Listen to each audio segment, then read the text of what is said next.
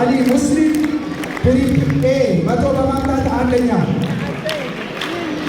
አህላም አሊ መቶ በማምጣት አንደኛ 3 ደብል ወጥቷል። ሁለተኛ ሶስተኛ ማለት ነው። ማሻአላ ተባረከላ ኤጋ ነሞኒ ኮንግራቹሌሽን አንጀተን ሄዱ ተቀገለቶማ ኦልፋዳ ሲንጃ ወርዶስ ተኪያ አሰላሙ አለይኩም ወራህመቱላሂ ወበረካቱ አከም ነጋ ዘርተኒ ወርዶስ ተኪያ ጃለተሞፍ ከበጀ ወከም ጅርተን ፋያ ኬሰኒ አላማኒ ሳኑኒ ኬሰን ነጋያ ኢሲኒን ጀቻ ኤጋ ሀራን ተነ ዱፌቲን ጅራ ኒ ቤካ ሲንራ ባደ ጉያ ሙራሳ ኤጋ ወንን ሀበሌሰ ዲቆ ቢዚ ተውራ kan ka'edha. Akkuma argaa jirtan kana viidiyoo xiqqoo isin biraan gayaa gammachuun kiyya gammachuu keessan waan ta'eef hordoftoota kiyya jechuudha. Egaa wanti an badee fi sagantaa eebbaa qabdii daa'imti isiniin jechaan ture. Egaa viidiyoon hangammaa ilaalaa jirtan kun guyyicha san gizee mana baanee egaa gara mana barumsaa yookaan bakka sagantaan itti geggeeffamu gizee deemnudha. Akkuma argaa jirtan kana taaksii keessaa isiniin turre egasii amma baanee bakki nu deemnu hospitaala Adaama hospitaala jeneraala jechuudha. Achi bakki itti eegsisan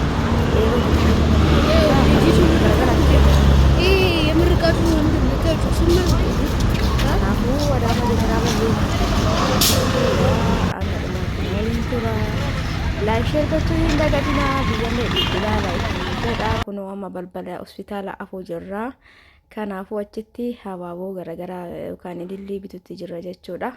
Ililliin tuni tajaajilaatii fi kun akkasitti jira. Lamaanuu bitutti jira. Egaa binneen booda maashaallah jedhame hundi keessanuu maashaallah tabaarakallaa jedha. Egaa binneen booda kunoo habaaboon hundi isaatu garagaratti bitameefii jira. Kunis bifa lamaanuu jechuudha. Kanaaf sumayyaa qabnee gara keessaa seenutti jira jechuudha. Maashaallah. Egaa turtii gaariin waliin qabaadha. Warroonni nagaafataa turtan viidiyoo isin godhuu natti hin tulle dhugaa dubbachuuf ammallee kolbatti editii hin goone gumataan isiniin gaara rakkoon qabu waan ta'eefu akkasii hundi keessanuu galatooma ulfaadha. Warri keessan naa haasofsiistan akkasumas warri koongiraa jettan warri qubana qabaatan hundi keessanuu galatooma ulfaadha. Isin jaaladha, isin kabajaa, isin hordoftoota kiyyaa.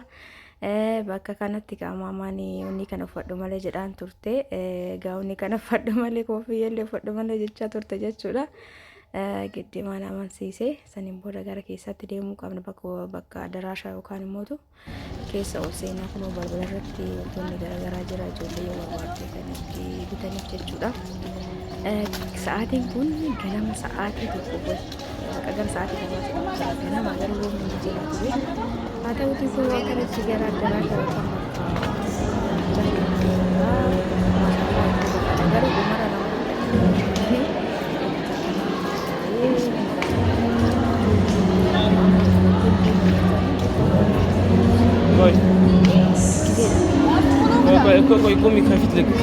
kan teessoon kun hundi gizee nu dhandhu kunoo anaaf maamaan gara na gorree warri dhiiraa garsi goree jira jechuudha. Garagaraa manni barumsaa kun wanni namatti tolurraa wallahi maashaallah bareeda. Quraan illee hin qaraasisanii barumsi isaanillee bareeda. Mana barumsaa muwaajir jechuudha. Egaa akkanatti kunoo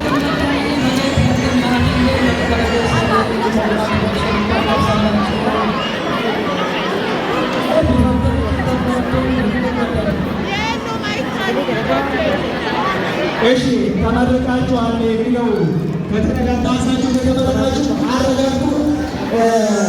አንድ ሁለት ልትመለሱ ነው። አንድ ሁለት ሶስት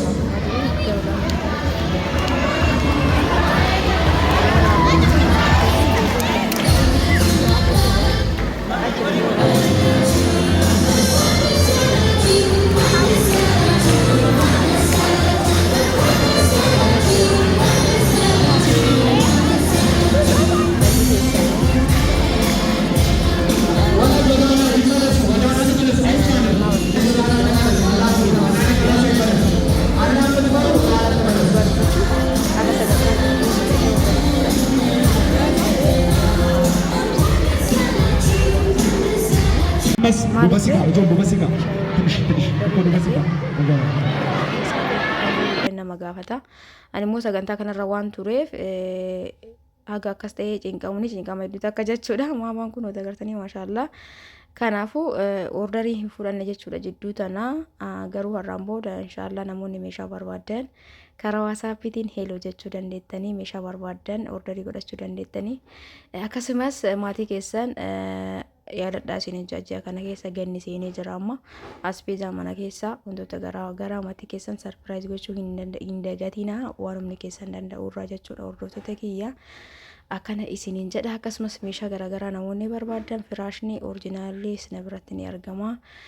Reeba majalisii meeshaa mana keessaa wanti kamuu na biratti ni argama ordarii godhachuu dandeettanii kunoo asitti gara manaa gallee jirra bakka kanatti waraabullee asirratti gadhiisullee nutti hin tolle maaliif ijoollee namni fedhii qabaachuu dhiisuu danda'a.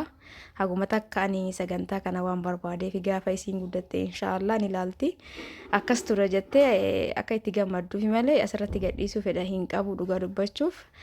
Garuu yuutuubiin kun yaadannoo guddaadha maaliif amma bilbila yoo ta'e si jalaa baduu danda'a.